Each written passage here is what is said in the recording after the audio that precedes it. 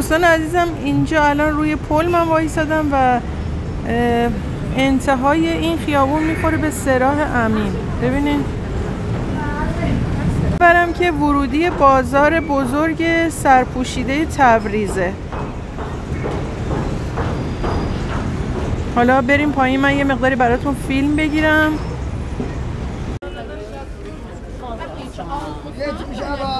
دوستان با هم بریم به سمت بازار نجار بازار که الان شده بازار شهیدی یا حالا بهش راست بازار هم میگن و بریم اونجا. یه مقدار جنسا رو میخوام که براتون فیلم بگیرم ببینین.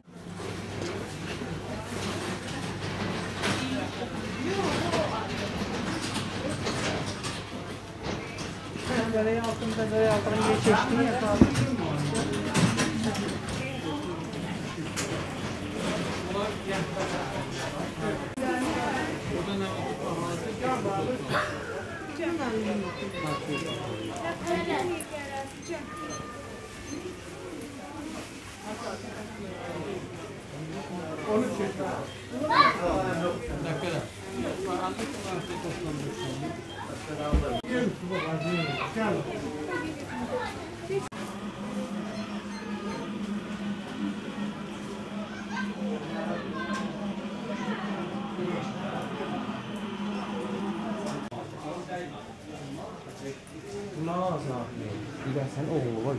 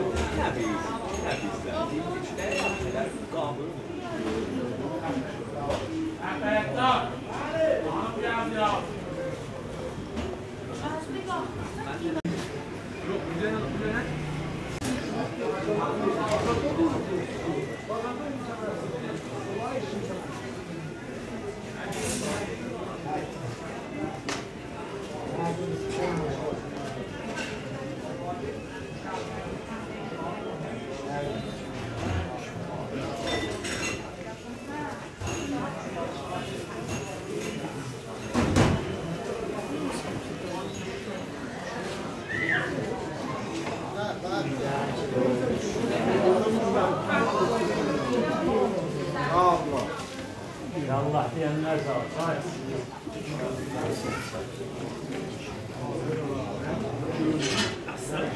Yine oturuyor.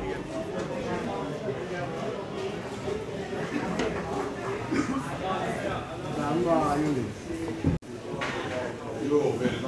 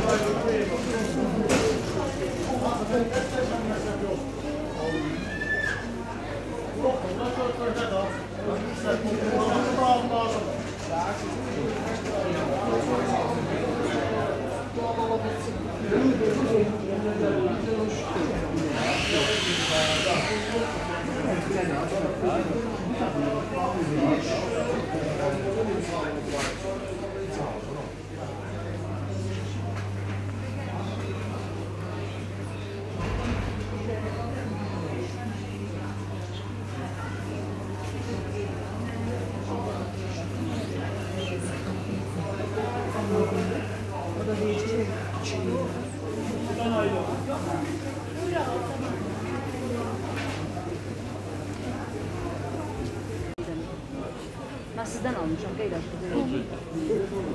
Həmşirə Ərsulav. Şahid utandıqlarına belə olur.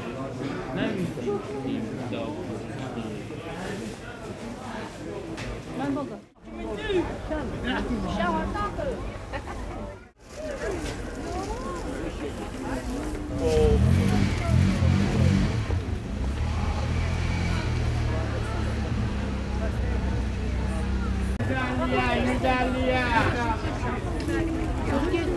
Bu da cedi bak kaslı böyle. 55 ha.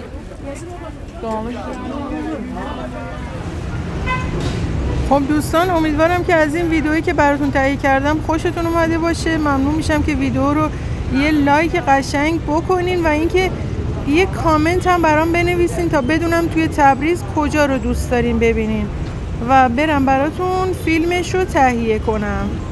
خب دوستان من از اینجا دیگه باید برم به میدون ساعت و اونجا با مترو برم به آبرسان. به میدون ساعت تا ویدئوی بعدی شما رو به خدای بزرگ میسپارم.